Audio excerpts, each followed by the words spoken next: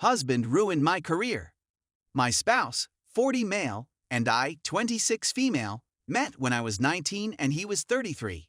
I had just moved out of my hometown, where I had spent the previous year living in a trap house and often doing drugs, and I wanted to get my life back on track when I met him. He had just been discharged from the military. Things seemed to be going well at first, but there were several red signs. Because I was so young, I wasn't very emotionally developed, and this would be my first real relationship. Looking back, I simply feel like I didn't know what I was doing, that I didn't have anything to compare it to, and that I wasn't ready to be in a long-term relationship. Looking back, the following stand out as red flags. He once trespassed in my friend's house, where I was staying, hiding behind furniture and spying on us to make sure I wasn't sleeping with my friend. I wasn't. He once made a very extensive list of things he didn't like about me. He would keep track of how many times he had suicidal thoughts. It was in the 300s, and he would throw it in my face and blame. After a few years, I joined the Navy and we married. When I returned from my first deployment, something didn't seem quite right. I wasn't attracted to him anymore, and I was apprehensive about any form of closeness or his touching me. But I assumed I'd get over it and everything would return to normal. Months, then years, passed, and I still had the same sense. I didn't feel comfortable telling him how I felt since I knew if I stated anything was bothering me, he wouldn't care, and I didn't want to hurt his emotions. He would often touch me, and it's difficult to describe, but I would get the same awful sensation in my stomach that I can only relate to the feeling I experienced when I was raped once before. So I'd either appear plainly uncomfortable, but he'd keep caressing me, or I'd say I didn't want to be touched, and he'd sometimes continue, but sometimes stop. However, we spent years without having sex and pretended as if everything was normal, despite the fact that our marriage was in shambles, but I think we both simply didn't want to speak about it. These were difficult years for me, and I was incredibly sad, but I kept it bottled up. When I embarked on my second deployment, I had already determined that when I returned home, I would file for divorce. I didn't want to cheat, but since I already thought my marriage was finished, when someone made a pass on me, I ended up initiating an affair. I felt terrible and confessed to him after about a month. He said that he had forgiven me. I put a halt to the affair for a time, but finally restarted it, and he said he was happy if I kept it continuing throughout deployment, provided I cut it off when I returned, and I told him it was all right if he wanted to sleep with someone else as well. When I returned, I still wanted a divorce, and I reasoned that because I was attempting to get divorced, why not continue the affair? I repeated requesting a divorce, but he kept repeating no, that he wanted to be married. I informed him that I still wanted to remain friends with him, and that we could do it peacefully. I told him that I believed he deserved to be with someone better for him than me. However, he declined to sign the documents.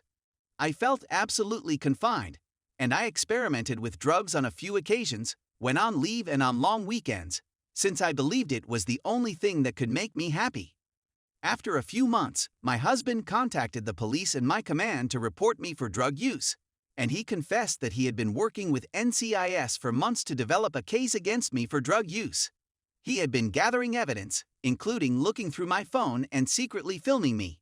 Now I'm being booted out of the Navy after recently been promoted, and set to re-enlist with a large bonus.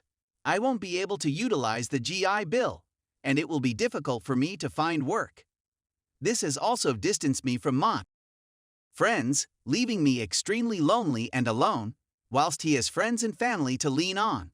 I suppose that serves me well, but I can't help but wonder why he couldn't simply divorce me like a regular person and go on. Story 2. My wife cheated and is still cheating. I filed for divorce, but I still love her and want her back. I discovered that my wife was cheating on me around a month ago. It's been going on since January, and she first had feelings for him in December. We've been married for nearly 3 years. We are both still in our youth, me 21, her 19. Although we merely had a courthouse wedding, I always promised her a formal one. I surprised her with a ring last year, now that I was earning more money and becoming more secure, and she began cheating on me 3 months later. When I found out, I was an emotional disaster, and in my rage and despair, I filed for divorce a week later, even though she hadn't left him yet. She subsequently resigned her work and relocated 2 hours away to live with her parents. Now that I've had a few weeks to cool down, I've realized that I still love her and don't blame her for the affair. Now for my justification. The guy she is seeing was a colleague of hers at the same company where my father and 2 neighbors work. They were always talking about him and how weird he was, and how he was always clumsily flirting with younger females at work. All of this was conveyed to me before my wife ever began working there. We all cautioned her to stay away from him once she began there, and even those employees who weren't in our inner group were warning her the same thing. But she was fast to become friends with him since she had left all of her other friends behind when we moved to a new place, and she is a teenage girl who craves attention, and he was quick to recognize and capitalize on the situation. He also has a wingwoman who happens to be a woman.